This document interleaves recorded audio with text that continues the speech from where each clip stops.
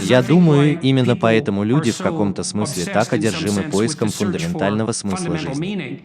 Это хорошая история. Так что можешь себе представить, как два человека кладут кирпичи. Они строят гигантскую стену, и один человек думает: «О боже, на эту стену уйдет 100 кирпичей. Я кладу по одному кирпичу за раз и трачу свою жизнь впустую, тривиально добавляя что-то к этой гигантской кирпичной стене. И что же я делаю? Все это просто ужасно, кирпичик за кирпичиком». А другой человек думает, что через 300 лет здесь будет кафедральный собор. И вот человек во втором штате делает точно то же самое на местном уровне, кладет кирпичи, но каждый кирпич связан с очень высокой целью. И это означает, что вознаграждение, которое сопутствует кладке кирпича, пропорционально цели всего поведенческого процесса.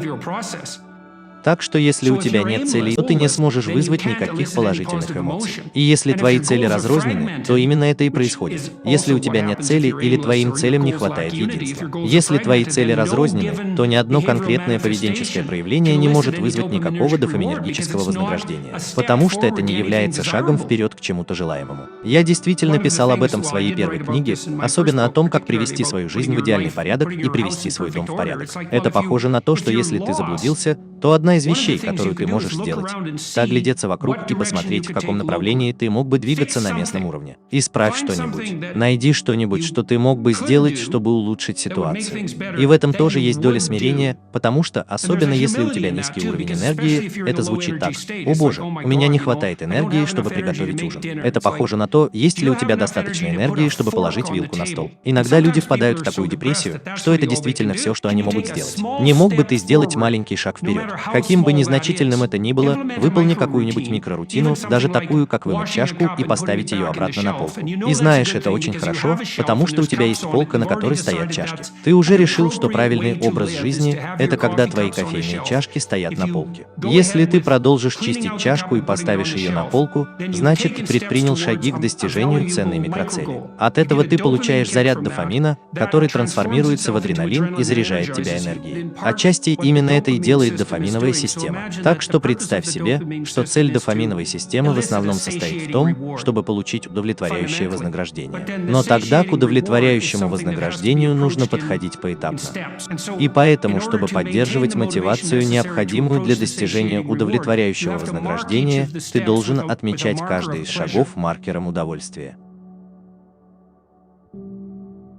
Мелочи – это совсем не мелочи. Возможно, у тебя есть когнитивная оценка того, что делать что-то локальное, например, убирать свою комнату. Это мелочь, но совершенно не очевидно, что это так. Привести в порядок свое ближайшее окружение не так уж и тривиально. И это легко может стать отправной точкой для наведения порядка в более широком масштабе. На самом деле, это, вероятно, необходимая ступенька для достижения этой цели. Ты можешь похлопать себя по спине, особенно если у тебя депрессия немного сильнее, чем могла бы быть в противном случае, сказав: «Это, мол, тривиально, но я это сделал». Это звучит так? Нет, если ты двигаешься вперед, то это не так уж и мало. Просто продолжай в том же духе, и ты выйдешь из этого состояния паралича или отступления. Если ты находишься в зоне ближайшего развития, ты продвигаешь свое развитие навыков на один шаг вперед. И это именно то, с чем ты действительно можешь справиться. Представь, что у тебя есть кто-то, кто обычно избегает общения, и, возможно, он избегает этого, потому что, когда им овладевают негативные эмоции, он становится сверхсознательным о своем внутреннем состоянии, и они чувствуют панику. И вот тогда они замирают или отступают, и делают это постоянно. А потом они все время находятся в этом ужасном негативном эмоциональном состоянии, потому что каждый раз, когда они видят стимул, связанный с отступлением, их захватывают эти интерцептивные ощущения. И вот ты говоришь им: мы собираемся обратить это вспять. Вместо того, чтобы поддаваться этому чувству, ты добровольно подвергнешь себя этому испытанию. Так что если ты будешь делать это постоянно с людьми, они не только перестанут бояться того, что ты им показываешь, чему ты их подвергаешь, но и станут более, скорее всего, они будут приближаться к другим вещам, которых они боятся, и это гораздо более вероятно. На самом деле не похоже, чтобы люди стали меньше бояться. Похоже, что происходит то, что они учатся становиться смелее.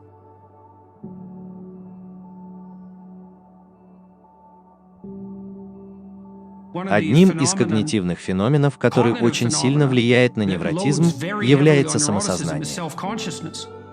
И поэтому, когда ты впадаешь в состояние тревоги, возникает внутренняя одержимость, которая в некотором смысле связана с множеством грехов. Какие части меня работают неправильно и нуждаются в искоренении? И одна из вещей, которые я обычно делал со своими социально озабоченными клиентами, заключалась в том, чтобы они входили в социальную ситуацию, часто, кстати, с опущенными глазами, и очень сильно концентрировались на своих собственных внутренних ощущениях, что они не смогут установить зрительный контакт ни с кем разговаривают. И тогда они чувствовали бы себя неловко, потому что не читали тех сигналов, которые могли бы прочесть, если бы только посмотрели. И тогда разговор становился бы бессвязным, а потом они начинали волноваться и погружались в себя. Так вот, одна из вещей, которым я их научил, заключалась не в том, чтобы пытаться успокоить себя, а в том, чтобы попытаться успокоить другого человека. Так что, когда ты попадаешь в социальную ситуацию, обращай больше внимания на другого человека. Просто направь свое внимание вовне. И если у этого человека есть какие-то социальные навыки, то иногда у меня были клиенты, которые не обладали никакими социальными навыками. И поэтому они испытывали социальную тревогу, потому что на самом деле не знали, как вести себя в обществе. Так что тебе пришлось научить их социальным навыкам. Но некоторые из них обладали необходимыми навыками, но не хотели их использовать, потому что были настолько невротически одержимы своей собственной неадекватностью, что не обращали внимания на сигналы, которые могли бы вызвать надлежащую реакцию. И все, чему им нужно было научиться, это наблюдать, а потом они автоматически реагировали, потому что знали, что им нужно поговорить. Видишь ли, причина того, что социально озабоченные люди настолько интерцептивны, заключается в том, что это происходит непроизвольно, не так ли? Они попадают во власть негативных эмоций, и тогда возникает интенсивная навязчивая интерцепция. Этого могло бы и не произойти, если бы они сделали это добровольно. Вот почему экспозиционная терапия так хорошо работает в психотерапии. Я чего-то боюсь, и если я подойду к этому близко, то мною овладеют негативные эмоции. Эмоции. Это только в том случае, если ты случайно подойдешь к нему близко. Я хочу, чтобы ты подошел к нему целенаправленно. И вот что ты обнаружишь. В той степени, в какой ты делаешь это целенаправленно, эта реакция будет подавлена. И именно это и происходит. Это необычайно надежно. Представь, что ты что-то предвидишь, а потом совершаешь ошибку. Теперь возникает вопрос, насколько существенна эта ошибка. Депрессивный человек воспринимает эту реакцию наказания как следствие неудачного предвосхищения и не может ее связать. Это просто сводит на нет все его потенциальные будущие «я». И вот тогда они оказываются в депрессивной яме. Это значит, что они слишком многому учатся на неудачах. Эта проблема привязки действительно сложна. Одно из эмпирических правил для этого чрезвычайно полезно и социально обосновано: невиновен до тех пор, пока его вина не будет доказана. Так что, когда у тебя возникают такие мысли, потому что они носят враждебный, обвинительный характер, ты можешь сказать: ну что же, это часть сферы возможного. Но когда твой ребенок делает что-то не так, это не значит, что ты плохой ребенок.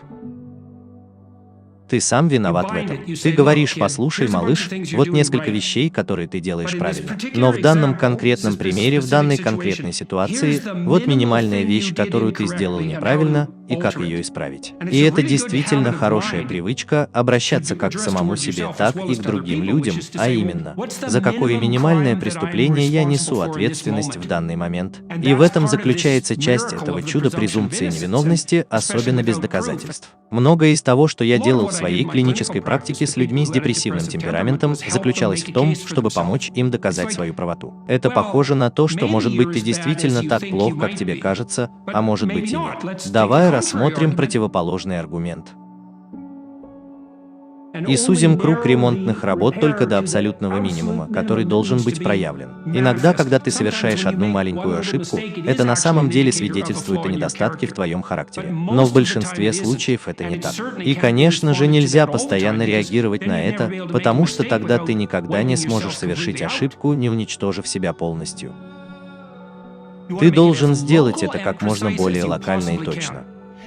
И это также является одним из преимуществ того, чтобы избавиться от гнева или тревожного состояния. Потому что гнев или тревожное состояние имеют низкое разрешение и являются глобальными. И поэтому это будет звучать как глобальное обвинение. Итак, ты хочешь уточнить это и думаешь: Хорошо, а каково минимально необходимое изменение поведения, чтобы гарантировать, что подобные ошибки не повторятся в будущем? Это похоже на то, что если у тебя протекает крыша, тебе не нужно копать новый фундамент. Ты можешь просто починить несколько черепичных крыш. И ты можешь подумать, дождь идет насквозь, так что тебе придется снести весь дом. На самом деле это звучит так. Нет. И ты можешь запаниковать и бегать вокруг, потому что вода проникает внутрь. Но все равно это плохая идея — копать фундамент каждый раз, когда происходит что-то тривиальное. Необходимо решить проблему технического обслуживания. Так вот, одна из вещей, которую очень полезно усвоить, заключается в следующем. Действительно ли это всего лишь тривиальная проблема технического обслуживания? И одно из преимуществ этого тоже заключается в том, что если это не крах всего вашего «я», скажем так, и это тривиальная проблема технического обслуживания, то у вас гораздо больше возможностей активизировать ту смелую реакцию на аномалии, которая является неотъемлемой частью исследовательского поведения, и в конечном итоге приводит к успеху. Так вот, одна из хитростей многих видов, я бы сказал, религиозных тренингов, особенно медитативных, заключается в том, чтобы рассказать себе историю, похожую на реальную историю, но действительно работающую историю, в которой вы можете уверенно подойти к тому, что блокирует вашу жизнь.